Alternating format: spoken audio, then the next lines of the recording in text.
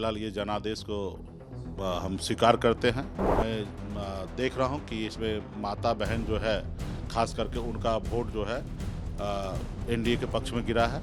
इस तरीके से जीत हम लोग कभी सोचे नहीं थे, लेकिन इस तरीके से हमने कभी सोचा नहीं था और हुआ है, तो इसको मैं जनादेश को सम्मान करते हुए मैं स्वीकार करता हूँ।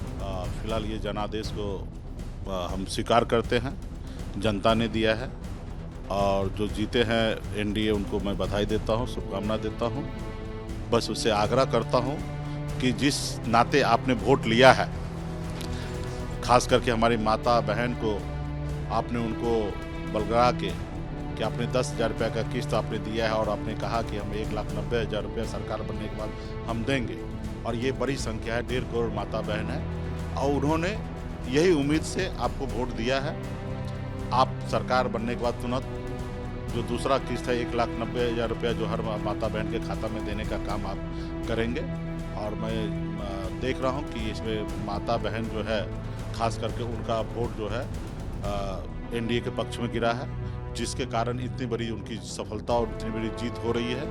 क्योंकि ये इस तरीके से जीत हम लोग कभी सोचे नहीं थे। चुनाव में हार जीत तो होता है, हम ये रेडी थे कि हमारी सरकार बन भी सकती है, नहीं भी बन सकती है, लेकिन इस तरीके से हमने कभी सोचा नहीं था और हुआ है, तो इसको मैं जनादेश को सम्मान करते हुए मैं स्वीकार करता हूँ। और आने वाले समय में हम लोग और भी मंथन करेंगे क्या कारण है। फर्स्ट दृष्टिकोण से तो एक ही चीज़ दिख रहा है कि बिहार के सभी जाति धर्म के माता बहन जो है, उन्होंने नीतीश जी पे भरोसा किया, क्योंकि नीतीश जी का अंतिम चुनाव था और 10,000 रुपये उन्होंने टोकन दे दिया। जीविका दीदी के जरिए लोगों तक मैसेज गया है कि आपको 1,90,000 रुपया हम और देंगे।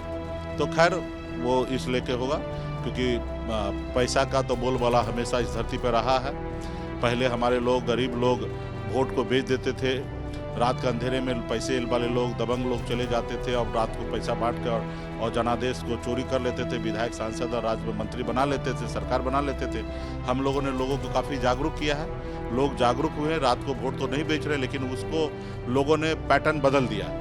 दिन के उजाले में और अनलीगल काम लीगल तरीके से, और राज्य के जनता का ही पैसा और जनता के पास में पैसा दी जा रही है, और उनको बताया जा रहा है कि ये चावल मैं अपने घर से दे रहा हूँ, ये 10,000 रुपये अपने जेब से दे रहा हूँ, और उस नाते लोगों ने वोट कर दिया है।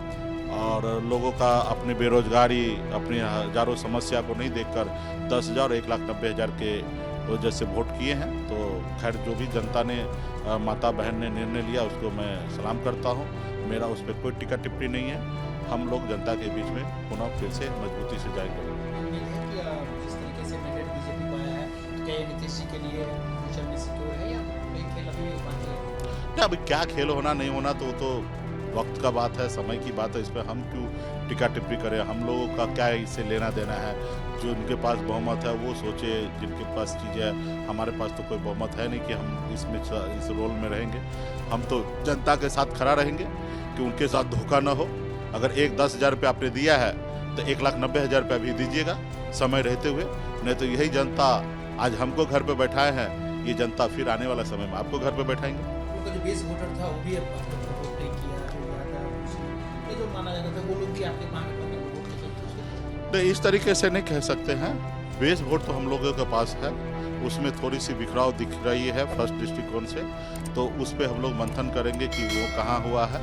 लेकिन एक बड़ा तबका जो है ना, खास करके महिला, वो वोट नीतीश जी को आंख बंद करके दिए हैं, और जिसके कारण इतना बड़ा जनादेश उनको मिला है। एक अंतिम सवाल कहा जा रहा है कि आपको मंत्री अनाउंस किया गया, उसके बाद जो है मुसलमान जो है वो नाराज हो गए, भाई वोट हमारा है, इतना ज़्यादा परसेंटेज और आपने कम परसेंटेज वाले को आपने वोट नहीं दिया।